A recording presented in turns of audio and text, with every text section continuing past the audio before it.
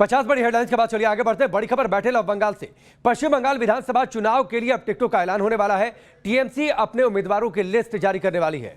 मुख्यमंत्री ममता बनर्जी अपने कालीघाट आवास से ही आज दोपहर सभी 294 उम्मीदवारों का ऐलान करेंगी। माना जा रहा है कि इस बार विधानसभा चुनाव में ममता युवा और महिलाओं पर दांव खेलने की तैयारी में है। कई मौजूदा विधायकों और मंत्रियों का पता साफ हो सकता है, यानी बड़े पैमाने पर टीएमसी नए चेहरों के साथ चुनावी मैदान में उतर सकती है। टीएमसी के कई विधायक और मंत्री पहले ही बीजेपी में शामिल हो चुके हैं। ऐसे में ममता बनर्जी के लिए चुनौती और ज्यादा बढ़ गई है। कई बार चुनाव के मद्देनजर उम्मीदवारों के ऐलान को लेकर तारीखों में बदलाव हुआ, जिसको लेकर बीजेपी ने निशाना भी साधा है। लेकिन माना जा रहा है कि आज टीएमसी अपने उम्मीदवारों का ऐलान कर देगी।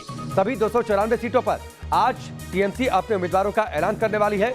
दोपहर के आसपास ये ऐलान होगा और खुद ममता बनर्जी ये ऐलान करेंगी।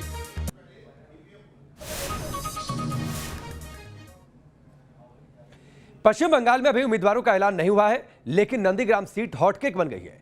यहां ममता बनर्जी पहले ही चुनाव लड़ने का ऐलान कर चुकी हैं और अब माना जा रहा है कि कभी उनके खासम खास रहे शुवेंदु बीजेपी की तरफ से उनको टक्कर देने वाले हैं।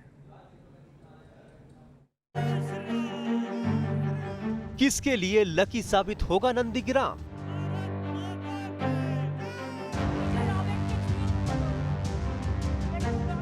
ममता का चलेगा जादू या बीजेपी मारेगी मैदान? कभी ममता दीदी के सबसे खासम खास शुवेंदु अधिकारी ने बीजेपी से नाता जोड़ा, तो ममता बनर्जी खुद शुवेंदु के गढ़ नंदीग्राम में उनको चुनौती देने आ गई। ममता ने इस बार विधानसभा जाने के लिए नंदीग्राम की राह चुनी है। चुनाव का घमासान शुरू होने से पहले ही वो नंदीग्राम को अपने लिए लकी बता चुकी हैं। उनसे चुनाव लड़ूंगी, ये मेरे लिए लकी है। नंदीग्राम मेरी बड़ी बहन है, भवानीपुर मेरी छोटी बहन है।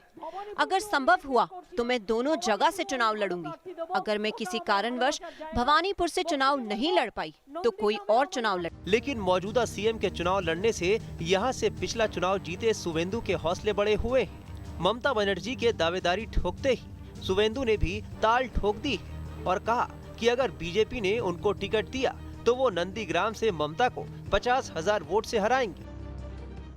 अगर 50,000 वोटों से मैंने माननीय को नहीं हराया, मैं राजनीति छोड़ दूंगा। आप लिख कर रख लीजिए। नंदीग्राम विधानसभा को लेकर टीएमसी और बीजेपी के बीच घमासान सिर्फ चेहरा बचाने भर की लड़ाई नहीं है। नंदीग्राम टीएमसी और बीजेपी दोनों के लिए अहम है। दरअसल नंदीग्राम शुवेंदु अधिकारी के परिवार का गढ़ माना जाता है और बीजेपी शुवेंदु को सामने रखकर इस इलाके में कमल खिलाना चाहती है। लेकिन ममता बनर्जी के लिए भी नंदीग्राम काफी मायने रखता है। उन्होंने कई बार नंदीग्राम से ही चुनाव अभियान की शुरुआत की है। 2000 के दशक में नंदीग्राम में भूमि अधिग्रहण के खिलाफ चले आंदोलन के चलते ही ममता बनर्जी ने करीब 35 साल पुरानी लेफ्ट सरकार को उखाड़ फेंका और साल 2011 में वो बंगाल की सत्ता में आई। अगर नंदीग्राम के सियासी समीकरणों को देखें तो कुल करीब 3 लाख वोटर हैं, जिनमें से करीब 96% वोटर ग्रामीण हैं। कुल वोटरों में से करीब 2 लाख हिंदू वोटर हैं, जबकि 70,000 मुस्लिम मतदाता हैं। शुवेंदु की यहाँ के बहुसंख्यक वोटों पर निगाह है और उन्होंने अपनी चुनावी रणनीति भी तैयार कर ली है। वो भाजपा का डिसीजन लेने दीजिए, इतना जल्दीबाजी का कोई सवाल नहीं।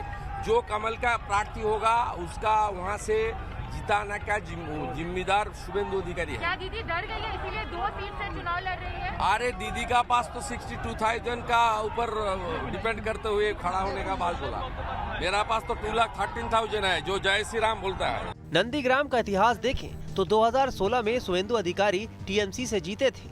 उन्हें 87% वोट मिले थे।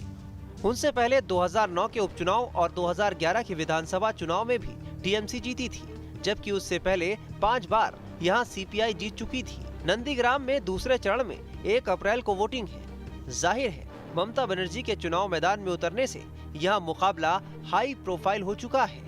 लिहाजा बीजेपी और टीएमसी दोनों लगातार रैलियां कर शक्ति प्रदर्शन कर रहे हैं। Team news nation. इस बीच बंगाल से चुनाव से जुड़ी एक और बड़ी खबर। बंगाल में दूसरे चरण के लिए आज नोटिफिकेशन जारी हो रहा है। दूसरे चरण में बंगाल की 30 सीटों पर चुनाव होने हैं। आज बंगाल पहुंच रहे हैं। इस बीच इलेक्शन कमीशन के स्पेशल ऑब्जर्वर्स प्रशासन और पुलिस अधिकारियों से मिलेंगे, मुलाकात करेंगे, बातचीत करेंगे और चुनावी तैयारियों की समीक्षा भी होगी। आपको यह भी बता दें कि बड़ी संख्या में इलेक्शन कमीशन ने तय किया है कि बड़ी संख्या में ऑब्जर्वर्स नियुक्त किए जाएंगे ताकि पूरी चुनावी प्रक्रिया पर वो निगरानी रख सके।